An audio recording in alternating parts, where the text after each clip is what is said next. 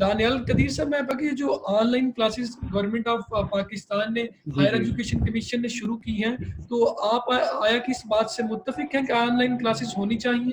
जी, अस्सलाम वालेकुम मेरे साहब देखें, बात ये है कि हम लोगों के लिए तो ये इफ़ेक्टिव हो सकती है जो लोग शहरों में रहते हैं, लेकिन उन लोगों के लिए इफ़ेक्टिव नहीं है जो कि देहातों में रहते हैं। कुछ ऐसे स्टूडेंट्स और कुछ टीचर्स भी हैं जिन तक इंटरनेट की एक्सेस नहीं है, लेकिन टीचर्स जो है विलिंगली या फिर ओपनली नहीं कह सकते, ठीक है? तो उनकी मजबूरी है, उन्होंने करना है। दूसरी बात ये है मीर साहब देखें कि अगर जैसे कि एचईसी कहती है कि स्टूडेंट्स जो है वो माइनॉरिटी में हैं जो ये सब कह रहे हैं कि ये ऑनलाइन क्लासेस नहीं होनी चाहिए। मुझे तो एक बात की ये समझ नहीं आती कि एक भी बच्चा क्यों रहे। माइनॉरिटी आप छोड़ें, ठीक है, एक भी बच्चा क्यों रहे।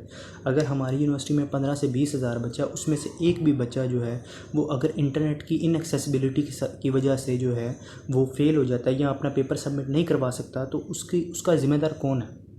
मुझे एक बात बताएं। देखें, यूनिवर्सिटी ने जो टर्म्स एंड कंडीशंस हमें दी हैं, जो पेपर्स के हवाले से, ऑनलाइन पेपर्स के हवाले से, उसमें ये लिखा हुआ है कि जितना टाइम दिया जाएगा पेपर को अटेम्प्ट करने के लिए, उसी पेपर के उसी टाइम के अंदर एक तो हमने उसको जो फ़ाइल है उसको पीडीएफ में कन्वर्ट करना है, नंबर 2 हमने उसको उसी टाइम के अंदर टीचर को मेल करनी है।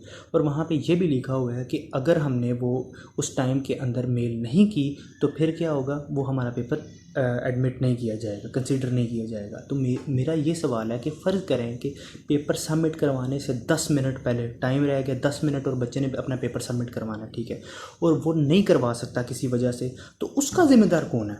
अगर उस 10 मिनट पहले इंटरनेट चला जाता है, उसका मोबाइल ख़राब हो जाता है, उसका मोबाइल ऑफ़ हो जाता है, तो उसका कौन ज़िम्मेदार है?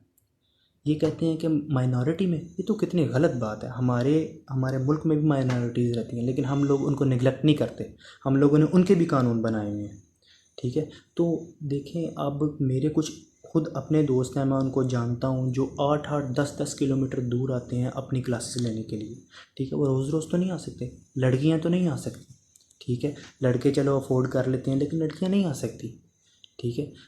हम जितना तालीम को ज़ोर देते हैं कि ये उन्होंने, मेरे ख़्याल में सिर्फ़ और सिर्फ उन्होंने ये एक खानापुरी की है, ठीक है, कि हम लोग बस बता रहे हैं कि जी क्लासेस हो रही हैं, बच्चे पढ़ रहे हैं। नहीं पढ़ रहे, कैसे पढ़ेंगे? एक मेडिकल का स्टूडेंट ऐसे पढ़ सकता है, एक इंजीनियरिंग का स्टूडेंट ऐसे पढ़ सकता है, इवन हम लॉ वाले भी ऐसे नहीं पढ़ सकते। जब तक टीचर सामने ना हो, कुछ हमें बताए ना, कुछ प्रैक्टिकल ना हो, तब तक कुछ भी समझ नहीं आता।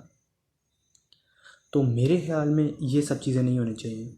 और तीसरी बात मेरे ख़्याल में ये है कि ये जो हमसे फ़ीसेस ले रहे हैं, ये अभी हमने इस सेमेस्टर की फ़ीस जमा करवाई हुई है, ठीक है। उसमें तकरीबन 32,000 रुपये, हमने 32 से 33,000 रुपये फ़ीस जमा करवाई है, और उसके अंदर ज़्यादातर जो है वो सिर्फ थोड़ा सा एक पोर्शन है जो कि ट्यूशन फ़ी का है, बाकी सारा का सारा दूसरी चीज़ें हैं। ट्रांसपोर्ट है हमारा, लाइब्रेरी फ़ंड है हमारा, मिस्क है हमारा, इलेक्ट्रिसिटी है, दूसरी चीज़ें हैं, ठीक है। तो हमें ये चीज़ें एक या तो ये वापस करें, ठीक है, अगली जो फ़ीस है उसमें हमें अकोमोडेट करें। इतने ही ये अगर हमारे हैर वहाँ हैं तो फिर ये सब करें, ये सब क्यों नहीं करते? देखें, हम लोग सिर्फ ये चाहते हैं कि एक भी बच्चा ना रहे इस चीज़ से, ठीक है। मुझे तो एक बात की और समझ नहीं आ रही कि हुकूमत ने बाज़ार खोल दिए हैं, बाकी सारी चीज़ें खोल दी हैं, तो मेरे ख्याल में कि डिपेंड करता है माहौल और इदारा कि एसओपीज़ कहाँ पे फॉलो होने हैं, ठीक है। अब देखें, बाज़ार के अंदर और शॉपिंग मॉल के अंदर आप फ़र्क चेक कर लें।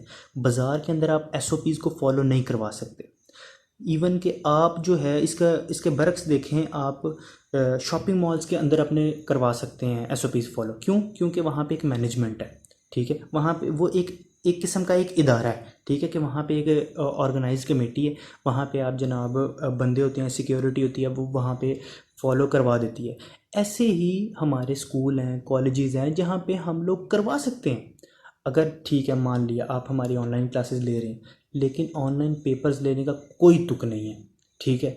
ऑनलाइन पेपर्स सिर्फ़ और सिर्फ एक ख़तरनाक हथियार है इनका हमारे खिलाफ़, बस और कुछ भी नहीं है। एक कह सकते हैं कि हमें चूना लगाने वाली बात है कि जनाब हम आपको ये सिर्फ़ और सिर्फ अपने पूरे कर रहे हैं जी, नंबर पूरे कर रहे हैं, बात और कोई नहीं है मीर साहब। जी शुक्रिया।